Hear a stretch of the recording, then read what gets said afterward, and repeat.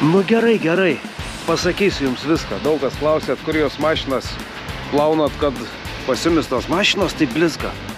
Tai va čia. Mums šalia aikštelės. Vienas dalykas.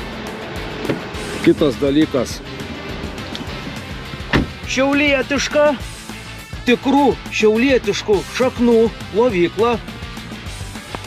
Trečias dalykas. Pastebėjot, mašinos blizga. O nuo ko pradėti? Pirmiausia, reikia atvažiuoti plovyklą Švarūnę. Paskui įvažiuoti į vidų. Va čia va yra didelis pliusas, kad tiek žiemą, tiek vasarą viduj yra gerai.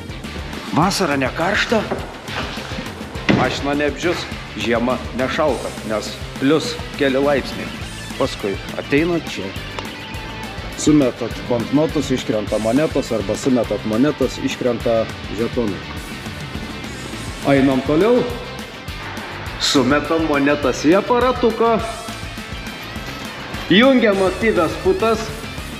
Čiumpam žarną ir einam nuputuoti automobilį. Kaip skanu.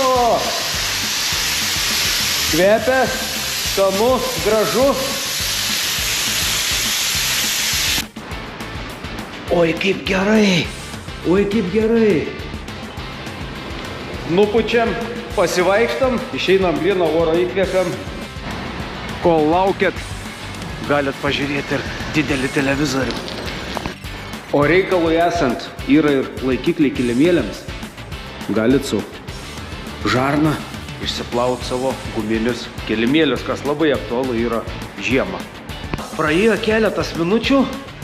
Einam toliau, skalavimas aukštų slėgių. Kaip gerai. Sportas, sveikata. Sekantis žingsnis, dedam vašką. Ir užbaigiam distiliuotų vandeniu. Na ir viskas. Mašiniukas žvilga kaip naujas. Jeigu reikia daugiau paslaugų, Švarūnė gali nuplauti ir variklį, ir dugną, ir padaryti cheminį valymą. Beje, siurblys vietoj, padangų nuorodas įpūsti vietoj. Visos paslaugos vienoj vietoj. Todėl čia ir važiuojam. Tai va, viską atrodo papasakojau. Gal bus įdomu tiem, kas klausėt. Gražios jums likusios dienos ir iki.